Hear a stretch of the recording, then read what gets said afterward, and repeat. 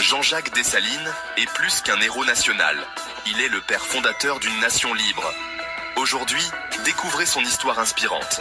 Et surtout, abonnez-vous, likez, partagez pour ne rater aucune de nos vidéos. Né esclave, Dessalines a lutté sans relâche contre l'oppression. Il s'est élevé au rang de général redouté durant la Révolution haïtienne, jusqu'à devenir, en 1804, le tout premier dirigeant d'un Haïti libre et indépendant. Dessalines voulait bâtir une nation forte, libre et unie. Il a défendu la souveraineté d'Haïti face à ses anciens colonisateurs et posé les bases d'une société affranchie des chaînes de l'esclavage. Son nom est inscrit à jamais dans l'histoire. Jean-Jacques Dessalines reste un symbole de courage et d'émancipation. Si cette histoire vous inspire, abonnez-vous, likez et partagez.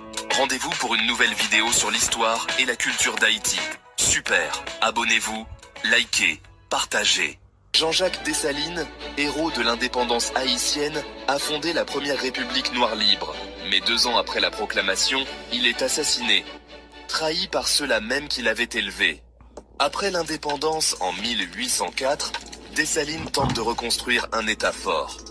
Mais il se heurte à une élite mulâtre qui refuse son autorité et à des anciens compagnons qui convoitent le pouvoir. En octobre 1806, des généraux haïtiens orchestrent sa chute. Alexandre Pétion, Jean-Pierre Boyer, Bruno Blanchet et André Rigaud font partie des conspirateurs.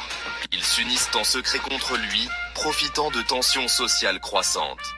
Le 17 octobre 1806, à Pont-Rouge, Dessalines est pris dans une embuscade.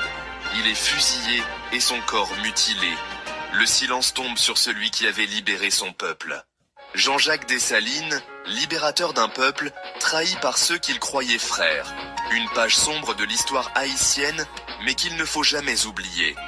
Abonnez-vous, likez, partagez cette vidéo, et ensemble, faisons vivre les vérités de notre histoire.